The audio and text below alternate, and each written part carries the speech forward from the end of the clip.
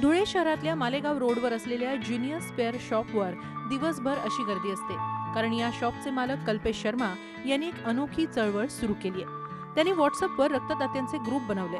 गरजू व्यक्तीला त्यांच्यामुळे तात्काळ रक्त उपलब्ध होऊ शकतं। ग्रुपमध्ये आम्हाला जवळपास 1300 ते 1400 मुलं ॲड झालेत आणि आता अजून सुद्धा होतील। आम्हाला ग्रुपमध्ये ॲड करायला पोरांना सांगावं लागत नाही। आमच्याकडे स्वतः येतात आणि स्वतः म्हणतात की आम्हाला ग्रुपमध्ये तुम्ही ॲड करा, तर आम्ही त्या हिशोबाने त्यांना सगळ्यांना ग्रुपमध्ये ॲड करतो आणि कोणत्याही गरजू व्यक्तीला केव्हाही रक्त लागलं, अर्ध्या रात्री कोणीही राहिलं तरी आम्ही मदत करतो रक्ताची। कल्पेश शर्मा यांच्या कुटुंबात रक्तदानाची चळवळ गेल्या 15 वर्षांपासून सुरू आहे। कुठलाही गाजावाजा न करता त्यांचे हे समाजकार्य सुरू आहे। रक्तदानाच्या या चळवळीची प्रेरणा त्यांना त्यांच्या वडिलांकडून मिळाली। त्यांच्या श्रीदीप रक्तसेवा ग्रुपवर तब्बल 1400 जण जोडले गेले। आमचे वडील ॲडमिट होते 17 ते 18 महिने अगोदर आस्था हॉस्पिटलला। वडिलांचा ब्लड ग्रुप ओ पॉझिटिव्ह होता, तर त्यांना इझी ब्लड ग्रुप भेटत होता, इझी ब्लड भेटत होतं, कारण की आम्ही पहिलेपासून हे काम करतो रक्ताचं। तर बाजूचं जे पेशंट होतं पण त्याला रक्त अवेलेबल होत नव्हतं, त्याचे हाल होत होते। तर आम्हाला वडील एवढे ॲडमिट असताना सुद्धा वडील बोलले की बुवा पहिले तुम्ही त्यांचं काम करून द्या।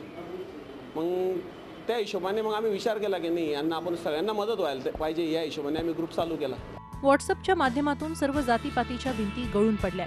रक्तदानाची व्हॉट्सअप चळवळ आता तळागाळापर्यंत पोहोचली आहे। कुठलेही दुर्मिळ रक्तगट या ठिकाणी उपलब्ध होत आहे।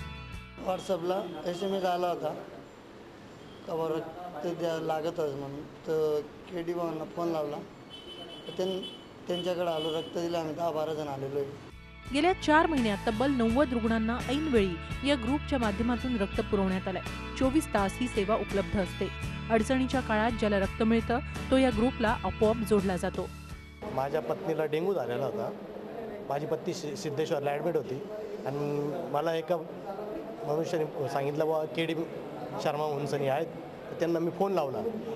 त्यांना फोन लावल्याच्यानंतर मला 5 बाटल्या म्हटलं प्लेटलेट्स पाहिजे होत्या। ते म्हणे बुवा ठीक आहे उपलब्ध करून। मग त्यांनी 5 तरुण पाठवले बुवा आणि मग त्यांनी मला 5 बाटल्या उपलब्ध करून दिल्या आणि त्यामुळे माझ्या पत्नीचे प्राण वाचले। अनेकांकडून सोशल मीडियाचा सामाजिक स्वास्थ्य बिघडवण्यासाठी वापर केला जात असताना धुळ्यामध्ये मात्र याच माध्यमाचा वापर आदर्श निर्माण करणारा आहे।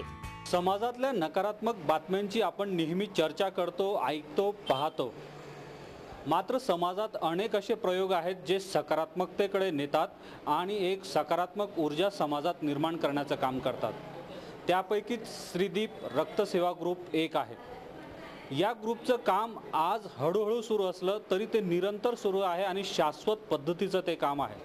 त्याच्यामुळे या ग्रुपच्या सदस्यांना झी24 तासचा सलाम। श्रीदीप रक्तसेवा ग्रुपची ही चळवळ अशीच सुरू राहो आणि या उपक्रमातून समाज माध्यमांचा समाज जोडण्यासाठी वापर करण्याची सुबुद्धी समाजकंटकांनाही मिळो, एवढीच अपेक्षा।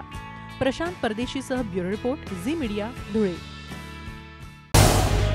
झी24 तास रहा एक पाऊल पुढे।